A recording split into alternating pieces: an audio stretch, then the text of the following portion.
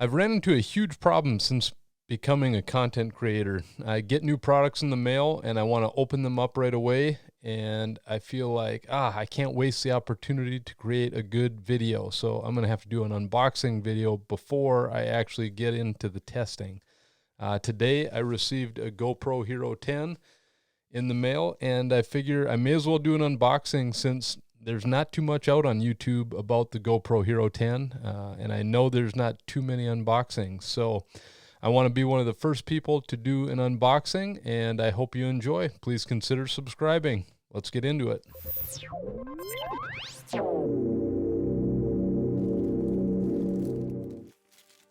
Spoiler alert, I had a very good unboxing experience with the GoPro Hero 10. I felt like GoPro did a good job using materials that they needed to use while leaving out materials that they might not. A lot of companies put on blister packs or extra cardboard. I thought GoPro did a good job of just using the plastic, cardboard sleeve, and most importantly, I thought it was great that they used an actual GoPro case that you can use to carry around the camera for hopefully the lifetime of the camera. I was impressed with the overall build quality of the case.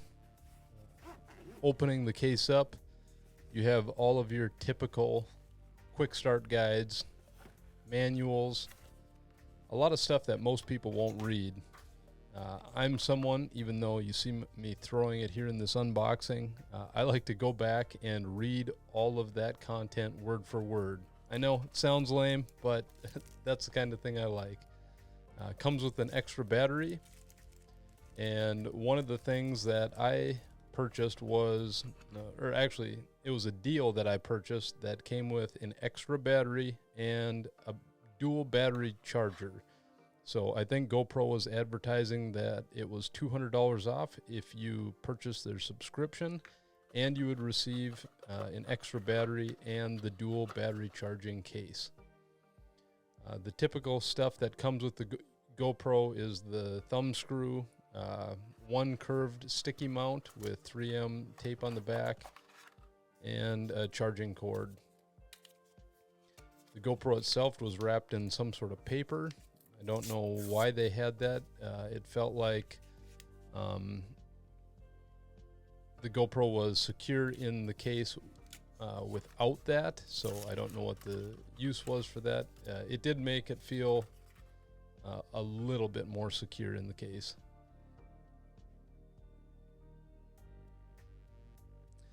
The overall build quality of the camera felt very impressive. It felt like there was good weight to the camera. I haven't owned a GoPro since the GoPro Hero 3, and so it was kind of neat to see that the mount was built right into the bottom of the camera. You see focusing now, there's two little dots on the mount, and those are actually magnets that help it click down into place. A very nice touch by GoPro.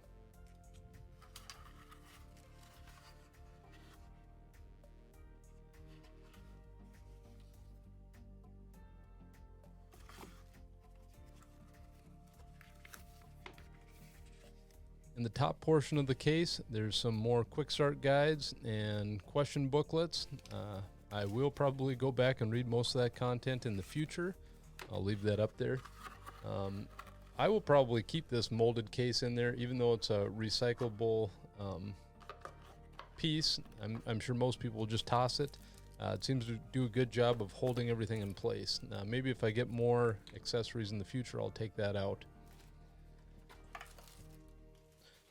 Along with the GoPro, I ordered the GoPro Media Mod. The reason I ordered this was so that I could use my Rode Wireless Go microphone with the GoPro. And I thought it was very strange that they connected the micro SD to the Media Mod, because if most people didn't order the Media Mod with it, you'd think it would just be inside the packaging with the actual GoPro. Another thing I noticed with the Media Mod and the dual charger is that it said for GoPro Hero 9, however, it was GoPro Hero 10 compatible. So that might throw you guys off when you see a box that says GoPro Hero 9 on it. However, like it says, it is compatible with the GoPro Hero 10.